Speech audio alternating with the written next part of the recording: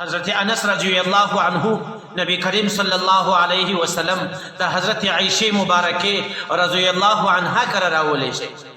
د یو کار د پاره حضرت عائشه رضی الله عنها ته فرمایي چې ته ماته دا کار زر راوکه زه محمد رسول الله صلی الله علیه وسلم ته روان یم. محمد رسول الله صلی الله علیه وسلم الته د شب برات فضائل بیانوي. حضرت عائشہ رضی اللہ عنہا ورته فرمایي چې اے انس تکشینا دلته انتظار وکا د هغې شپې فضیلت بزت وتا ته بیان کړم چې په دغه شپه باندې محمد رسول الله صلی الله علیه وسلم کوم عبادت کوي. نو حضرت عائشہ رضی اللہ عنہا ورته فرمایي چې وخت شب برات شپه ولا نبی کریم صلی الله علیه وسلم په حجره کې لما سره یو ځای کله چې زه د شپې له خوبه څخه راپورته سوم نبی کریم صلی الله علیه وسلم له خپل ځای څخه ولاړ سوی دی. زه حیرانه سوم او د باندې راووتم. کله چې زه د باندې رالم په کور کې مې شاوخوا وکتل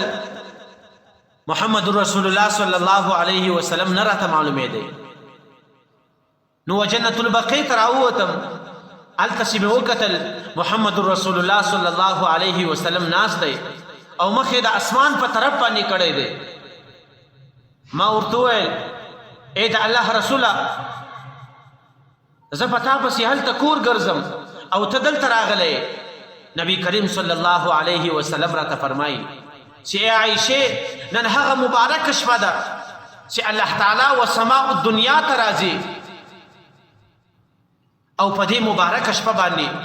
الله تعالی د دومره انسانانو مغفرت کوي لکه د بني کلب د قبیلې چې څومره مالداري ده څومره پسونه یې دي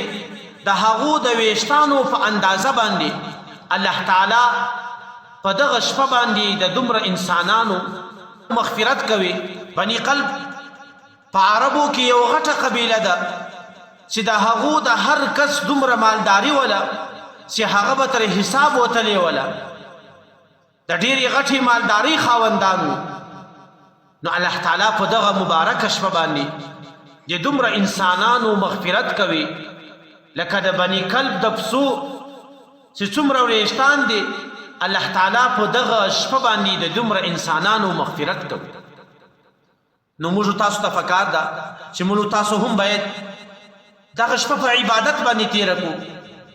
سردار دو جهان محمد رسول الله صلی الله علیه وسلم په دې شپه باندې له خپلې بسترې څخه راولاړېږي و جنت البقیع ته راځي او هلته الله تعالی ته سوال وزارۍ کوي